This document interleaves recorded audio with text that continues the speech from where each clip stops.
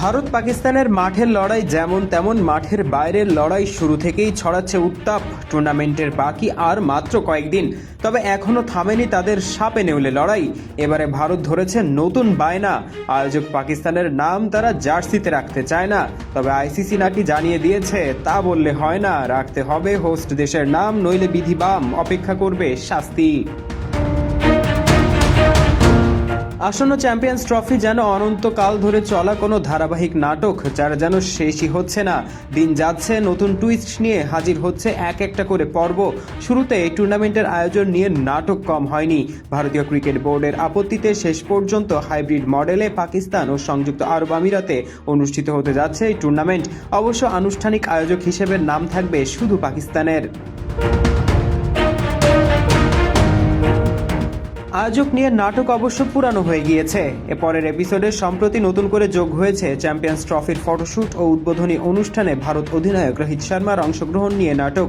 গুঞ্জন উঠেছে বিসিসিআই রোহিতকে পাকিস্তানে পাঠাবে না, সে গুঞ্জন চলমান। তাতেই নতুন করে বিতর্ক উঠেছে আবার ভারতীয় ক্রিকেট বোর্ডের। বাতাসে ভাসছে কথা, নিজেদের জার্সিতে আয়োজক দেশ পাকিস্তানের নাম রাখতেও রাজি নয় বিসিসিআই। আর স্বাভাবিকভাবেই বিসিসিআই এর এমন সিদ্ধান্তে খুশি নয় পাকিস্তান। দেশটির ক্রিকেট বোর্ড পিসিবি এর এক কর্মকর্তা ক্ষোভ প্রকাশ করে জানিয়েছেন, ভারত ক্রিকেটের সঙ্গে রাজনীতি মেশাচ্ছে।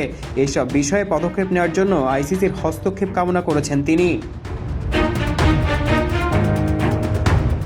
নাম প্রকাশ্যে অনিচ্ছুক ওই পিসিবি কর্মকর্তা বলেছেন, বিসিসিআই ক্রিকেটের মধ্যে রাজনীতিকে টেনে আনছে, এটা এই খেলাটির জন্য মোটেও ভালো কিছু নয়। তারা প্রথমে পাকিস্তানে খেলতে আসতে আপত্তি জানালো, এরপর খবর এলো তারা উদ্বোধনী অনুষ্ঠানে তাদের অধিনায়ককে পাকিস্তানে পাঠাতে চায় না।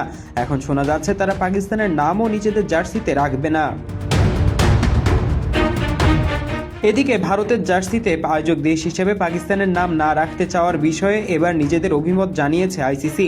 পাকিস্তানের সংবাদ মাধ্যম জিও নিউজ এক প্রতিবেদনে আইসিসির সূত্রের বরাত দিয়ে জানিয়েছে, প্রতিটি দলের দায়িত্ব হলো নিজেদের জার্সিতে টুর্নামেন্টের লোগো যুক্ত করা। সব দল এই নিয়ম মেনে চলতে বাধ্য।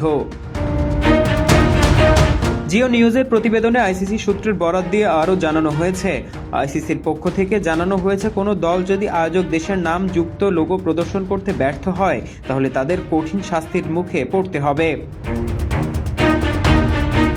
আগামী 19 ফেব্রুয়ারি থেকে শুরু হচ্ছে চ্যাম্পিয়ন্স ট্রফি। এবারে টুর্নামেন্ট ভারতের সবগুলো ম্যাচ আয়োজিত হবে দুবাই আন্তর্জাতিক স্টেডিয়ামে।